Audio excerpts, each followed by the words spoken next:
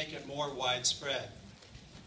And many things are coming together. There's lots of action, and it's very strong. So I'm going to, I think I want to mention the work first, and then I'll give you more of an organization of how this is going, the ideas and some of the strategies. And then we can talk, you can we'll have some time for questions and comments after that. I'm with a group that's probably about 12 people, and we mix and match on projects around the world. Some of us, most of us are in Toronto in Canada. We also have Andy Hargraves, part of our team, who's here in Singapore this week. Andy's in Boston, so we have people, I would say, at the policy or strategy level. We have what we call capacity builders. These are people who know pedagogy, who can design and develop and implement things. We have researchers. We have a group in Seattle with, that are related to the new pedagogies. So it's small enough, but the challenge is kind of drawing us in more and more, because what we want to see are two things. One is deep change, and the second is widespread change, whole systems we call it. And so I want to give some examples of that work. We started this work by evaluating the literacy and numeracy strategy in England. And I won't give a long prehistory here, but just the main points. In 1997, when Tony Blair was first elected, Michael Barber was his chief advisor, and they said, we're going to improve literacy and numeracy in 20,000 schools, all of the primary schools in England. And they said, we're going to use the change knowledge to do that. So they commissioned us in Toronto, a group, to evaluate it. And so we evaluated for 5 years, the first term, and they got some success, and we drew 4 conclusions. Two of them were things not to do, and 2 of them were things that should be done. So let's start with the negative. They had punitive accountability. That's the word we use for it now. That is very strong accountability, measuring things, following up. If you weren't successful, you got identified, and then bad things happened to you. People would come in and try to change the school. So this negative accountability can cause some people to focus, but basically it's not a very good motivator. Not too many people change when they're told they're not very good at something. Now you should be motivated. That doesn't seem to work for some reason. So that was one thing. We said approach accountability differently. The second thing we said was a problem was the obsession with targets. They set targets for literacy and numeracy, and it's not so much because we have a version of targets. It was more how they were preoccupied with it. It was the newspapers always followed it. It became a distraction. So it took them away from the main work. The 2 things they did do that were useful, very important, I think. One was focus. Focus, focus, focus, we call it. A small number of ambitious goals and do them well. In their case, it was literacy and numeracy to start with. And then the second thing that they did for the first time on any scale was what we've come to call capacity building. Capacity building is when you improve the skills and competencies. I would put the capacity in 2 knowledge bins or skill bins.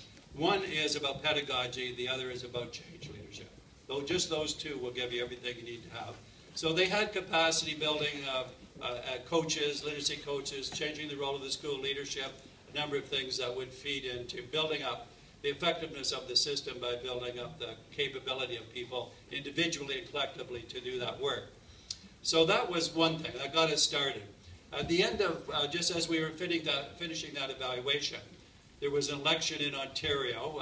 In Canada, there's no federal agency, so we have each of the 10 provinces and the territories are autonomous for education. Ontario is the largest province, 13 million people, 5,000 schools, and 72 districts. And a new leader came in 2003, and he had been meeting with me leading up to his election and said, when I got elected, I would like you to come and work with me, and we can have a chance to do the Ontario version of England. That is not exactly, but drawing on what we learned. So that happened. And so now we're 11 years into it. He just left a year ago, but the same party is the premier and I worked with the current Premier. But we started with a system that wasn't terrible, but it also was pretty stagnant. And we began, I won't give you the details, we've written about them, but how we learned about change is by doing that is my main point. And we did focus on instead of negative accountability, we hardly had any overt accountability. We said we're going to form a partnership between the ministry and the schools, and we're going to be assertive. That is, we're going to want things to happen. And we'll also use the strategies that will enable schools and districts to learn from each other. So again, we did that. And things started to happen right away. That is, people started to put in more energy. We started to get more results. And the results have been pretty steady and positive. If I take the high school completion rate, it's when we started with 68%, but this is 900 schools altogether. So 68% in 2004, and now it's 83%. So a very big, steady increase up. It is still going up to a higher amount. The only thing we haven't done well in is math, but you can help me with that, I'm sure. But literacy, very strong increase, and closing the gap as well. That is, reducing the gap of learning. English language learners, we have a very large number of immigrants coming to Ontario. Over 50% of the students in the Toronto area, English is not their first language at home. So a very strong English language learners, special education, a number of this, and the gap between those, among those groups has been really reduced as we have gone through those years. So that's a second one. Now we jump into, all of a sudden, I guess I'll say 2014, and there's something different about 2014. I wrote a short blog that said just that. There's something different about 2014. And I call the difference push and pull. The push factor is students are more and more impatient about learning.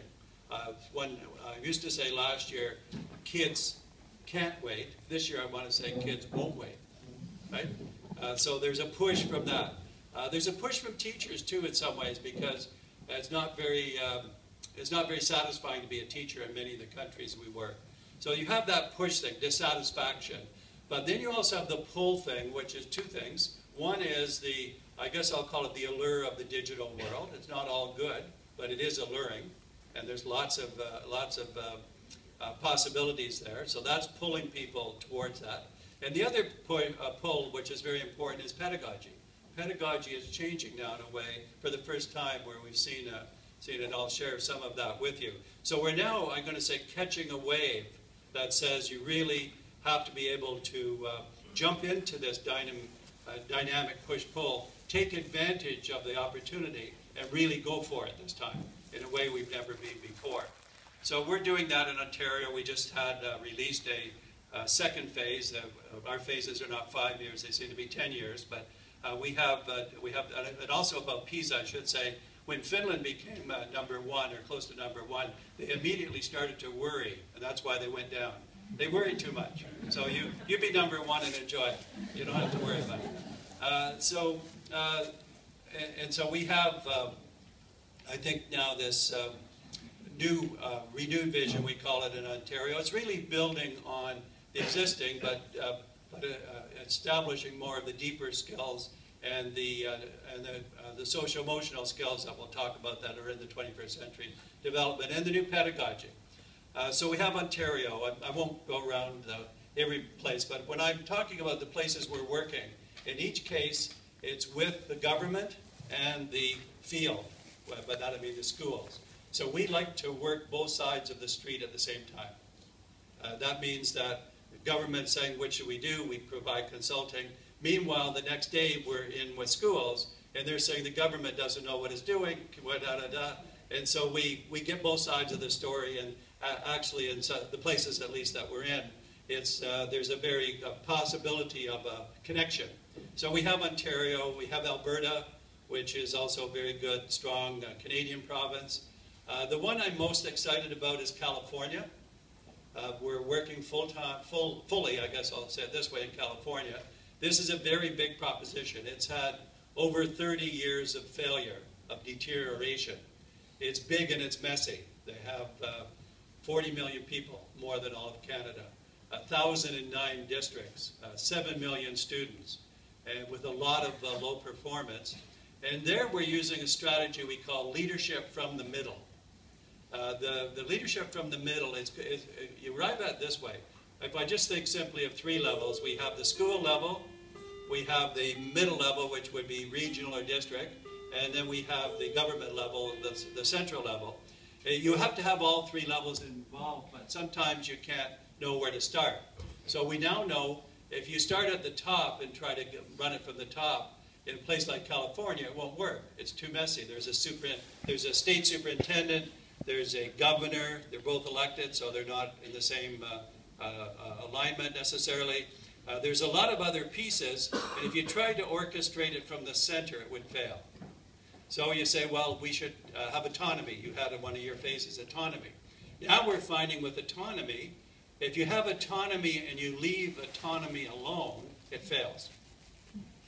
Because some grow and some don't. So autonomy, we're now putting the combinations together, I might say at the end, in a way that's more successful. So we have, because you can't do it from the top sometimes, you can't do it from the bottom, leadership from the middle is the districts in the case of California. So we're developing a strategy in cooperation with them that has clusters of districts learning from each other. A cluster of 10 here, another 21 there, small districts in the rural region. And that it's not so much that it's all planned in a kind of neat way, but you increase the proliferation of purposeful clusters of districts working together with good focus, opportunity to innovate, learn from it, pull it out, and develop it from there. And so we, all 3 levels, that is the governor, the state superintendent, the district leadership, and the school leadership, and other parties also are committed to seeing this work. We expect California to lead the way in the U.S. It's not hard to lead the way in the U.S. Because they fail a lot. And so they're down 25 or 27, however you want it. No matter what the measures are, there's a problem. But California have a lot of hope for it. So that's the 3rd one. And the other 3 are in this broad region, I guess I'll say. Australia, we're working in Tasmania, very small, number of small clusters that you have to coordinate. In Queensland, we're working with big regions, and each region has a regional director, a bunch of fiefdoms that don't really cooperate. How do you change that? New Zealand, where we've just started. I'm saying these because they're interesting variations on the problem that we're talking about.